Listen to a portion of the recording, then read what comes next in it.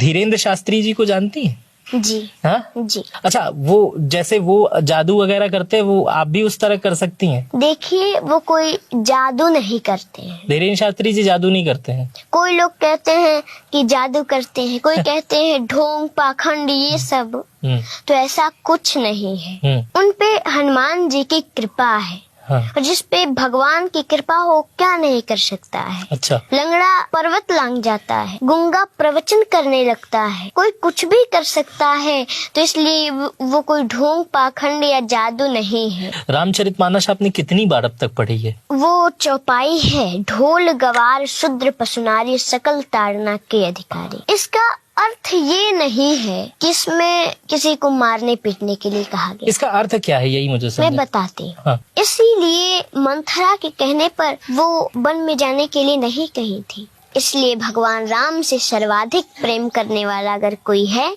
तो माता कैकेयी। आज मेरे साथ दुनिया की सबसे छोटी कथावाचक है, जिनकी उम्र महज 8 वर्ष है और ये 4 वर्ष की उम्र से कथावाचन का कार्य कर रही है। बीते दिनों इन्हें प्रधानमंत्री बाल पुरस्कार दिया गया है, जो राष्ट्रपति के द्वारा दिया गया है।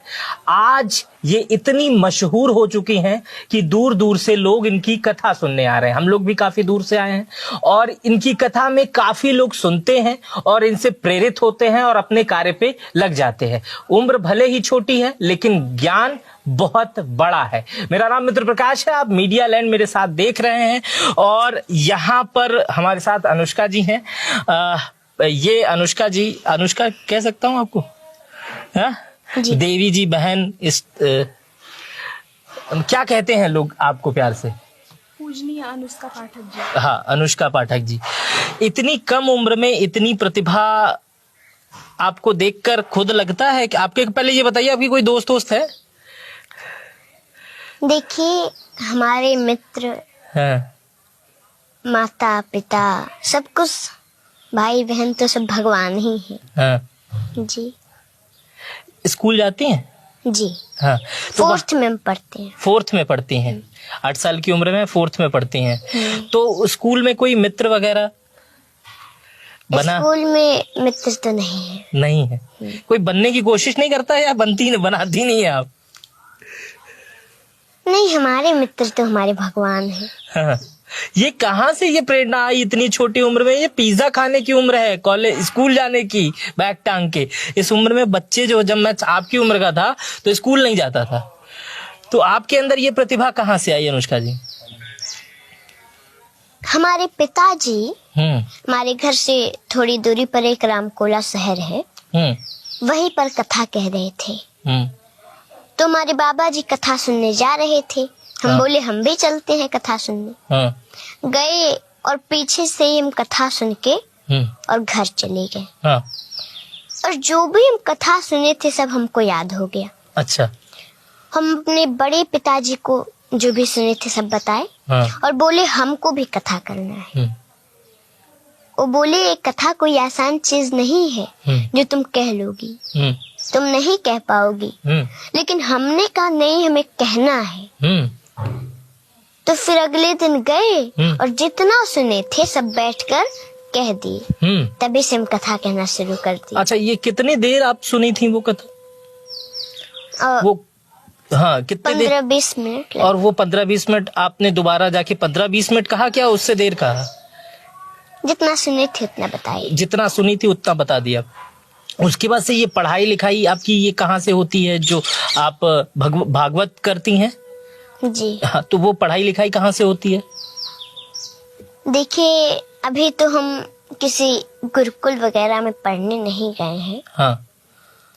भगवान की कृपा से हम कथा कहते हैं।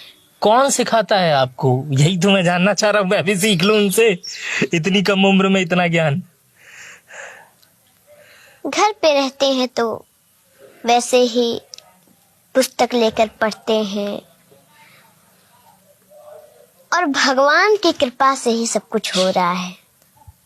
अच्छा, आप अपनी उम्र के बच्चों से कभी मुलाकात करती हैं तो आप उनमें और अलग लोगों में डिफरेंस देखती हैं?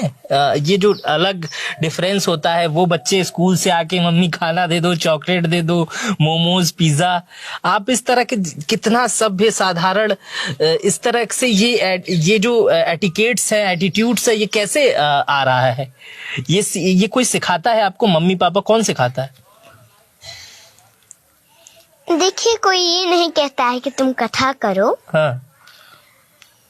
हमारे पिताजी या हमारे घर के लोग ये नहीं कहते हैं तुम कथा करो ही। हाँ। वो तो कहते हैं जो तुम्हें अच्छा लगे वो करो। हाँ। लेकिन हमें कथा में बहुत ही मन है। हाँ। इसलिए हम कथा कर रहे हैं। पिछले 4 सालों से आप कथा कर रही हैं, 4 साल की उम्र से आप कथा कर रही हैं। अब तक कितनी कथा कर चुकी हैं आप? हम 4 साल से कथा नहीं कह रहे हैं। हाँ, हाँ। जब हम 4 वर्ष के थे तब से कह रहे हैं। हाँ। अभी 3 वर्ष हुए। अच्छा, 7 वर्ष की हो गई हैं, 3 वर्ष से कथा कह रही हैं। नहीं, हाँ। हम तो इस समय 8 वर्ष के हैं। तो 4 दूनी 8 हो गया ना? हाँ। वही तो मैं पूछ रहा हूँ, 4 वर्ष की उम्र से। लेकिन 4 वर्ष की उम्र से तो थोड़ा बहुत कहते थे। कितनी कथा हो गई होगी इनकी? 24-26 कथा आपके पिताजी बता रहे हैं। 24-26 कथा आपने कर ली। और पब्लिक उसमें आती है, उसमें आपसे लोग आशीर्वाद लेने आते होंगे, पूछने आते होंगे, बातचीत करते होंगे। हाँ? जी। हाँ? ये देखकर कैसा लगता है अन्य बच्चों के हिसाब से? मैं इसलिए ये बच्चों के, मुझे बच्चे भी बहुत देखते हैं, तो बच्चे जो देखते हैं वो देखें। एक इससे पहले मैंने एक आप ही के उम्र के एक छोटे महंत जी हैं, उनका मैंने इंटरव्यू किया था, तो वो भी इसी तरह की बातें कर रहे थे। तो ये मैं जानना चाहता हूँ, ये प्रेरणा चॉकलेट की उम्र में भगवत की प्रेरणा मिल कहाँ से रही है? अब ये तो सब भगवान की कृपा है। ये भगवान की कृपा कह के आप सवालों का जवाब नहीं दे रही हैं ताकि और बच्चे सीख न सकें, ऐसा है क्या? ऐसा है कुछ? नहीं, ऐसा कुछ नहीं है। अच्छा, ऐसा कुछ नहीं है। आप मतलब बताना नहीं चाह रहे? क्योंकि भगवान जो चाहते हैं वही सब कुछ होता है। हाँ। और भगवान चाहते हैं कि हम उनकी कथा के द्वारा लोगों का सेवा करें। अच्छा। लोगों को उस कथा को सुन के अच्छा मार्गदर्शन मिले। अच्छा, मैंने आपकी एक वीडियो देखी है, उसमें आप ये बता रही हैं कि कैकेयी जो है वो राम की सबसे अच्छी माँ थी, लेकिन पूरी दुनिया जो है वो कैकेयी को राम की अच्छी माँ नहीं मानती है। ये क्या प्रसंग है, ये मुझे बताएंगे क्या इसके बारे में? जी। हाँ। रामचरितमानस में, पूरे रामचरितमानस में हाँ। या पूरे दुनिया में राम से सर्वाधिक प्रेम करने वाला कौन है? तो देखिए, जो राम से प्रेम नहीं करते, जो राम का नहीं वो तो किसी काम का नहीं। हाँ। सब राम से प्रेम करते हैं। लेकिन सर्वाधिक प्रेम माता कैकेयी श्री राम से करती है। लोग कहते हैं कि नहीं, वो तो बुरी है, उन्होंने भगवान राम को वन में भेज दिया था। हाँ।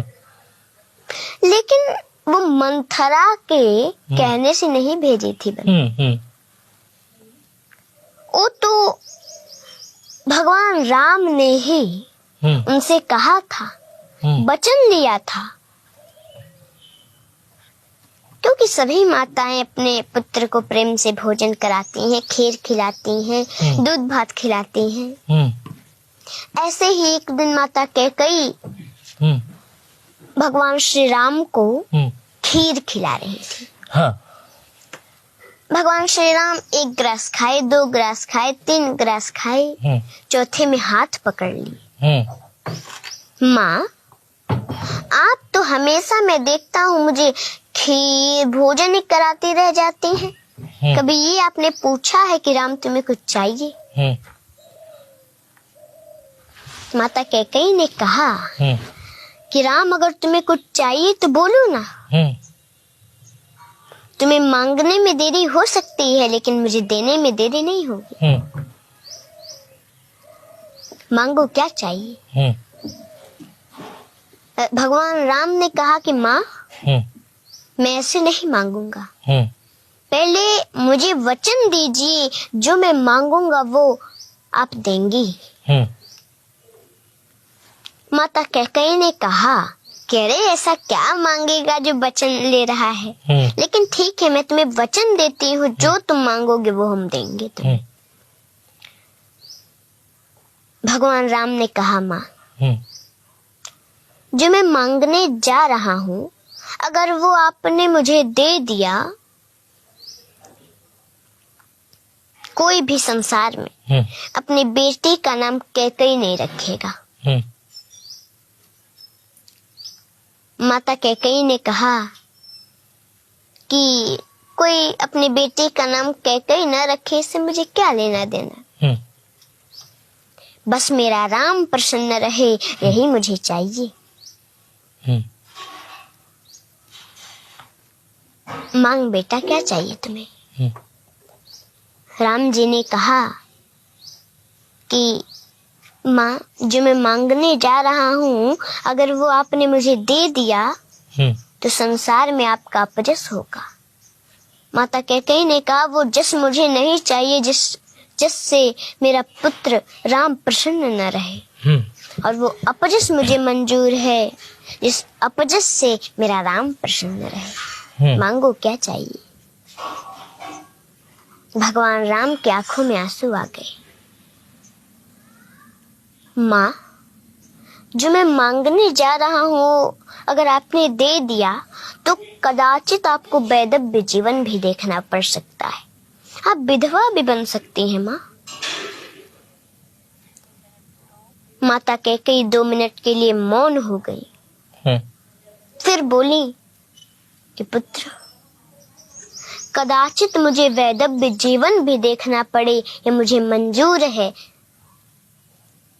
पर बस मुझे ये चाहिए कि मेरा राम प्रसन्न रहे। मांगो, क्या चाहिए तुम्हें? ये संवाद जब खीर खिला रही थी राम जी को कैकेयी जी, तब का ये बातें हैं तब की। जी। उसके बाद क्या हुआ? तो भगवान राम ने कहा कि माँ, एक समय आएगा, मेरा विवाह होगा, मैं अयोध्या आऊंगा, उस समय आपको मेरे लिए 14 वर्षों का वनवास मांगना पड़ेगा। माता कैकेयी जब ये 14 वर्षों का वनवास सुनी, धड़ाम से जमीन पर गिर पड़ी, बेहोश हो गई, और जो पिलाने के लिए, भोजन करा के पिलाने के लिए पानी रखे थे, उस पानी को भगवान राम लिए, मुंह पे छींटा मारे, उनको होश हुआ। बोली कि राम, संसार में कोई अपने बेटे का नाम कैकेयी न रखे, ये मुझे मंजूर है। मेरा संसार में अपजस हो, ये भी मुझे मंजूर था। मुझे कदाचित वैधव्य जीवन भी देखना पड़े, ये भी मुझे मंजूर है राम, लेकिन मेरा राम मुझसे 14 वर्ष दूर रहे, तुम्हें 14 वर्षों का वनवास मुझे कदाचित मंजूर नहीं है राम। मैं नहीं दूंगी ये वरदान, वापस ले लो ये वरदान तुम, मैं नहीं दे सकती। मैं तुम्हारे बिना एक पल भी नहीं रह सकती, तो तुमने सोच भी कैसे लिया कि मैं तुम्हें 14 वर्षों का वनवास दूंगी? मैं नहीं दूंगी। भगवान राम ने कहा, माँ, आपने मुझे वचन दिया है तो आपको देना पड़ेगा। अगर आप फिर भी नहीं देंगी, हजारों वर्षों से तपस्या कर रहे शुतिक्षण का क्या होगा? उनको मेरा दर्शन प्राप्त कैसे होगा? इतने वर्षों से रास्ता देख रही, मेरा इंतजार कर रही है माँ शिवरी, उनको मेरा दर्शन प्राप्त कैसे होगा? शरभंग ऋषि के मांस गल चुके हैं, हड्डियां भी सूख रही हैं, वो मेरे दर्शन के लिए व्याकुल हैं, उनको मेरा दर्शन प्राप्त कैसे होगा माँ? आपको वरदान देना पड़ेगा। उसी दिन से माँ कैकेयी भगवान राम से थोड़ा हट हट के रहने का प्रयास करने लगी। वो समय आया, वनवास मांगी,